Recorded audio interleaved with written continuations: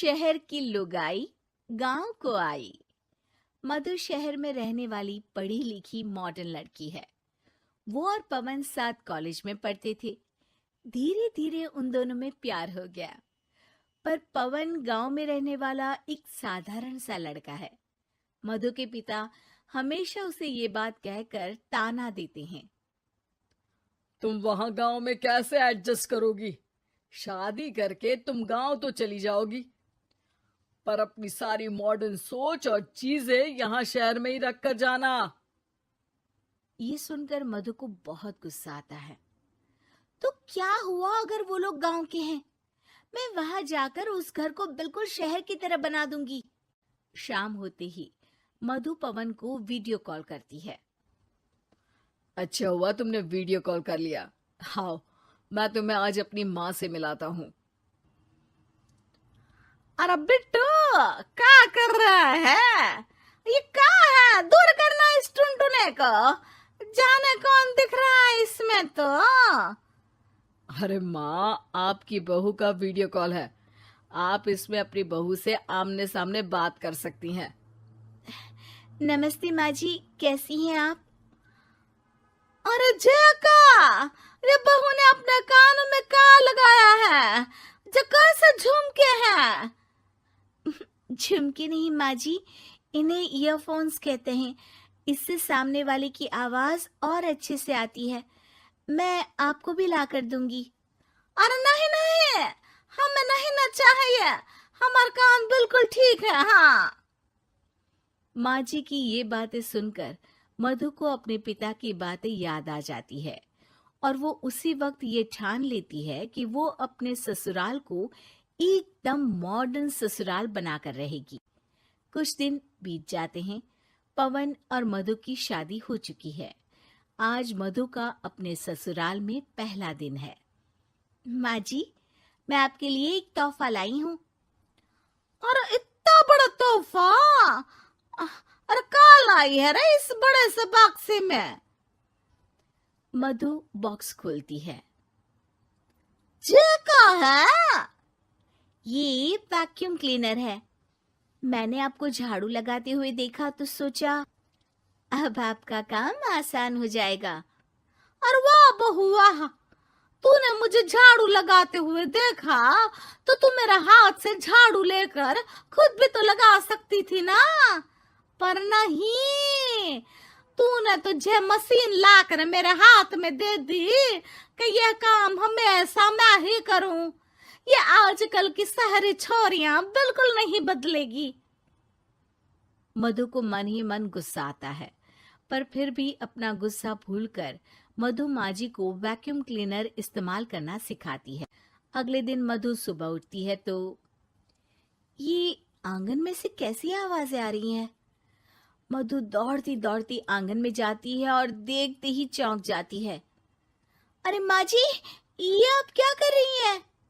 और वो क्या है ना, सुबह मैं जब कुएं से पानी निकाल रही थी तो मेरे कान की बाली उसमें गिर गई थी।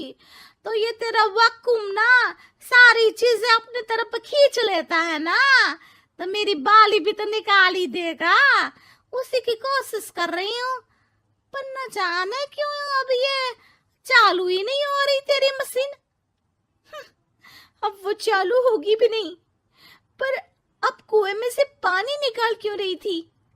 अरे कमाल करती हो ना बहू। पीने के लिए पानी क्या तेरे मायके से लाऊं मैं? अरे कुएं से ही तो निकालना पड़ता है। हाँ, पीने के लिए पानी, और वो भी कुएं से। मधु दिमाग लगाती है और थोड़ी ही देर में घर में वाटर प्यूरिफायर लगवा देती है। ये देखिए माँ जी, इसमें बस एक बार पानी भर देंगे तो नल में पानी साफ होकर बाहर आएगा। अरे वाह रे बहू, ये तो बहुत ही बढ़िया चीज है। रात हो जाती है। मधु जैसे ही प्यूरिफायर का नल चालू करती है तो वो अचानक से फट जाता है और सब जगह पानी पानी हो जाता है। अरे ये क्या हुआ? ये क्या हो गया? मैंने तो बस इसमें उबला हुआ पानी डाला था, ये इतनी जल्दी खराब हो गया। अरे ये सारी शहरी चीजें सब ऐसी ही होती है कबूरी।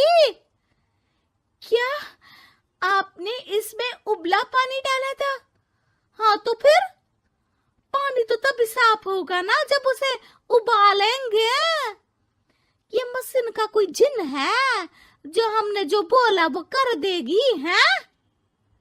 मधु को बहुत गुस्सा आता है। इस तरह तो मेरा अपने ससुराल को मॉडर्न बनाने का सपना अधूरा ही रह जाएगा। नहीं, मैं इस तरह से हार नहीं मान सकती। थोड़े ही दिन में मधु पूरे किचन को मॉड्यूलर किचन में बदल देती है। अरे वाह बहुआ, इतनी सारी अलमारियां! माँ जी मॉड्यूलर किचन देखकर बहुत उत्सुक हो जाती है। ये बक्सा का है। बहू ने शायद गलती से इसे यहाँ रसोई में रख दिया है, पर है तो ये बहुत ही बढ़िया। अगले दिन सुबह, अरे मायरी क्या हो गया? मैं तो बर्बाद हो गई। मेरी सारी पूंजी जलकर राख हो गई। हे राम, अब मैं क्या करूं? माँ जी की रोने की आवाज सुनकर मधु दौड़ी दौड़ी किचन में आती है और इतना धुआं देखकर घबरा जाती है। ये सब कैसे हुआ माँ जी? ये आग कैसे लगी? ये सब तेरा इस मॉड्यूलर किचन की वजह से हुआ है, और ऊपर से तूने तिजोरी जो रसोई में रख दी थी, मैंने जैसे ही अपने गहने और पैसे इसमें रखे और बाहर से इस ताले को घुमाया, ये तो 5 मिनट में ही आग बबूला होकर फट गया। अरे माँ जी, ये तिजोरी नहीं है, ये तो माइक्रोवेव है। इसमें गहने नहीं रखते, खाना गर्म करने के लिए होता है ये। और ये जो आपने घुमाया ना, ये ताला नहीं है, आपने इसके टेम्परेचर को फुल कर दिया, इसलिए ये फट गया। माँ जी और जोर जोर से रोने लगती है।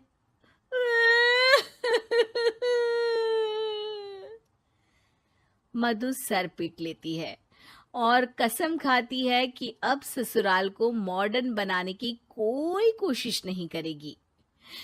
मुझे माफ कर दीजिए माँ जी, आप जैसी हैं वैसी ही ठीक है। मधु को अपने पिता की कही बात याद आ जाती है और मधु वापस घर और किचन को पहले जैसा ही कर देती है।